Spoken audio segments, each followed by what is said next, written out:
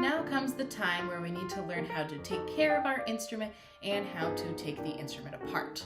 So, first things first, to take care of our reed, we need to take it off of the mouthpiece. So I'm loosening the screw on my ligature. You may have 2 screws, you may have screws on the bottom instead of the top. It's going to be different for everyone. Now that I have my reed, I need to find its reed case and place it safely inside. Now my reed case looks like this, so I will slip it in from the side. If I can get it.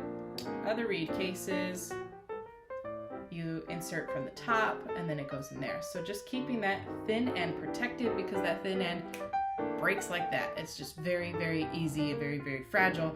So we keep it protected and then we put that reed back in our case.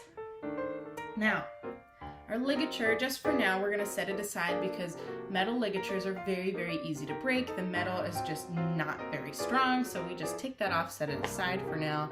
And then we're going to take off our mouthpiece, holding onto the barrel, holding onto the mouthpiece. We're gonna twist, twist, twist, twist, twist, twist, twist, twist, twist.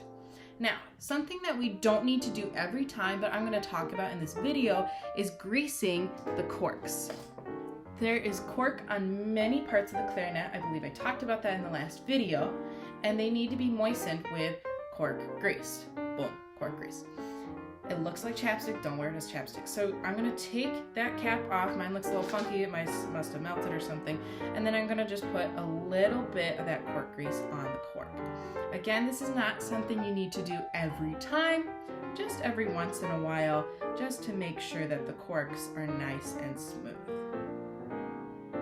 And then I'm gonna set my cork grease down. Something I do to help kind of get that cork grease into the cork is I just rub with my fingers on the cork back and forth to make sure it's really in there and to sort of wipe off that excess cork. Now that I've got the mouthpiece ready to go, I need to find a cleaning cloth. Mine looks a little raggedy, that's okay. So the cleaning cloth is this cloth and it has a little weighted end over here. I don't need the weighted end yet, so I'm gonna take just a corner of the cloth and I need to fish it through this top part of the mouthpiece. Well, I guess either part of the mouthpiece. It's just gotta go in so that way we can clean out the moisture. Now, it's not going to totally fit all the way through. We can't run this whole cloth all the way through the mouthpiece because otherwise it will get stuck. Usually. Some cleaning swabs can fit through, but most cannot. So, generally speaking, we just fish it through and then we go back and forth. Once we think that we've got all the moisture out of there, our mouthpiece is cleaned and ready to go back into its case. So we grab that ligature, grab the cap, and then we can put that away. Now, we've got the cleaning swab. We want to make sure there's no knots in the rope or the cord. And we're going to place our clarinet like this on our knee or sitting on the ground, and we're going to keep one hand on it at all times. We're going to take that weighted end of the string, place it into the barrel all the way until it comes out the bell at the bottom. So it either hit the ground or hit your lap. And then avoiding as many keys as possible, holding down on the lower joint, we're going to pull the string through the instrument. So right now, the cleaning cloth is right in here, soaking up that moisture. I'm going to tug gently, and then boom, it comes out right at the bottom. And that's just a quick way to clean through your instrument. You can also do it piece by piece, depending on the size of your swab. My swab happens to fit through this whole part. Some swabs might not be able to fit through that barrel piece, so it just kind of depends. Maybe try taking it apart for the first time, taking that barrel off, and swabbing through just that part. Now, my barrel looks pretty well cleaned, especially since I've only played a few notes. So I'm going to take that off and I'm going to place it in the case. It's nice and safe now. And then, scooch things around, there we go. And then I have the upper joint to take apart. So holding up here and down here, I can twist it off, or better yet, pressing that magic key to move the bridge, and then twist, twist, twist, twist, twist.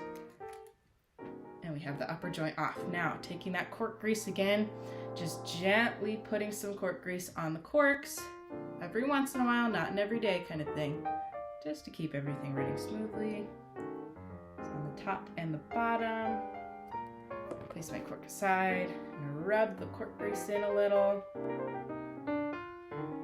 And the upper joint is done. So we can place that back in its case, and it's safe.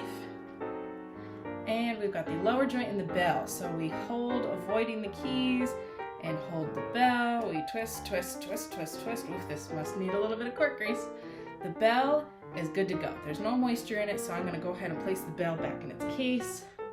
Then I'm gonna grab the cork grease again and place it on the cork on the bottom part of the lower joint. Good to go. Wipe it on. And doesn't look like there's much moisture in here. I also only played 3 notes, so I'm gonna go ahead and place the lower joint in the case. Now, your case probably isn't very large. Mine isn't either. So something I do is I kind of ball up the cleaning cloth. So it's a nice ball. Place it inside of the bell, and then you can fit it in your case nice and comfortably. Once you have it all placed in your cork grease, you have the cap wherever you put it, put that on, you put that in your case, close her on up, and you are good to go.